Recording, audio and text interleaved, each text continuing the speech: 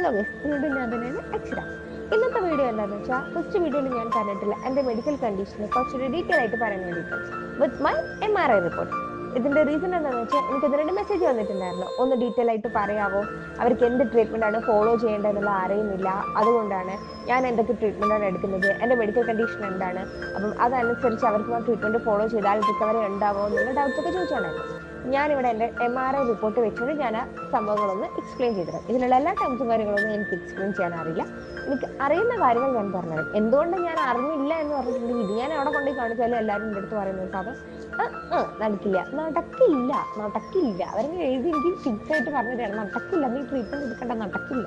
അങ്ങനെ പിന്നെ ഞാനത് ചെങ്ങനി പോകാൻ പോയിട്ടില്ല. ഈ ഒരു സ്ഥലത്ത് നിന്ന് മാത്രമല്ല എനിക്കൊരു പോസിറ്റീവ് സംഭവം കിട്ടി. ഇവിടുന്ന് ഞാൻ മനസ്സിലാക്കിയ കുറച്ച് കാര്യങ്ങൾ ഇതെല്ലാം വെച്ചിട്ട് ഞാൻ പറഞ്ഞുതരാം. അപ്പൊ നമുക്ക് സ്പൈനിന് മെയിനായിട്ട് മൂന്നായിട്ടാണ് മെയിനായിട്ട് പറയുന്നത്. അതിൽ മേലെ സി ലെവല് അഥവാ സെർവൈക്കൽ, പിന്നെ ടി അഥവാ തൊറാസിക്സ്, പിന്നെ എൽ അഥവാ ലംബാർ. ഈ ഒരു സ്റ്റേജസിലാണല്ലോ പറഞ്ഞത്. ഇനി സി ലെവലിൽ നമുക്ക് സംഭവിക്കുന്നെങ്കിൽ നമുക്ക് കൈക്കും കൂടെ അത് എഫക്ട് ചെയ്യും. എനിക്ക് എന്തോ ബൈലക്ക് ഞാൻ രക്ഷപ്പെട്ടു പോയതും എനിക്ക് T7 T8 ആണ് എൻ്റെ ലെവൽ വരുന്നത്. ഇതിന്റെ കൈനെ വലിങ്ങനെ എഫക്ട് ചെയ്തിട്ടില്ല, വലിയ സ്ട്രെങ്ത് കുറവ് എൻ്റെ കൈക്കില്ല, പക്ഷെ കുഞ്ഞു രീതിയിൽ വരാം.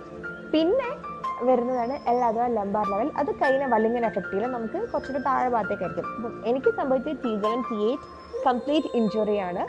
ആൻഡ് ഒരു ചെസ്റ്റിന്റെ താഴെ ഭാഗത്തേക്ക് എനിക്ക് മൂവ്മെന്റ്സും കാര്യങ്ങളും ഇല്ല. ഇതാണ് എൻ്റെ കണ്ടീഷൻ. ആൻഡ് ബാക്കി ഡീറ്റെയിൽസും കാര്യങ്ങളും എൻ്റെ MRI റിപ്പോർട്ട് നോക്കിയിട്ടുണ്ടെങ്കിൽ മനസ്സിലാവും. എന്തെങ്കിലും ഡൗട്ടോ കാര്യങ്ങളോ ഉണ്ടെങ്കിൽ എനിക്ക് DM ചെയ്യാവുന്നതാണ്, ഓർ കമന്റ് ചെയ്യാവുന്നതാണ്. എനിക്ക് അറിയുന്ന ഇൻഫർമേഷൻ ഞാൻ ഷെയർ ചെയ്യാം.